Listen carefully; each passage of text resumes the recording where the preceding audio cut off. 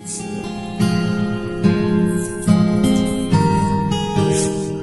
жители Якутии, мы больше не будем молчать. Мы обращаемся к тем, кто против, к тем, кто сомневается и стоит на распутье. Ты не один, нас много, и только вместе мы можем все изменить.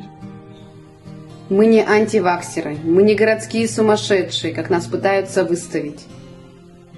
Мы уважаем выбор тех, кто согласился на укол.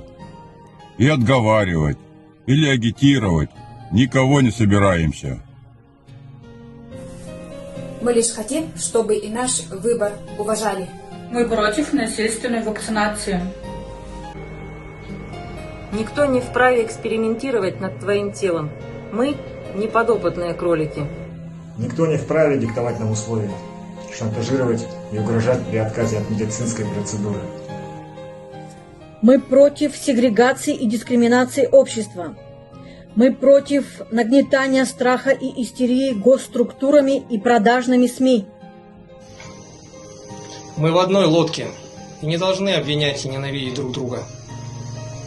Свобода – это то, что дано нам от рождения, и нам не нужны на нее разрешения чиновников. Что ты будешь делать, когда тебя заставят колоть своих детей? А если не согласен, их лишат образования, здоровья, свободной жизни? Что ты скажешь своему ребенку? Я струсил, я ничего не мог сделать, или я делал все, что мне приказали? Какой пример мы показываем своим детям, соглашаясь на эксперименты над собой ради работы, денег, кафе? Какое будущее их ждет?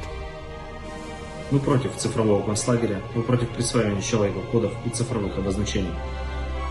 Мы против навешивания ярлыков и перекладывания ответственности властей за свою некомпетентность в борьбе с вирусом.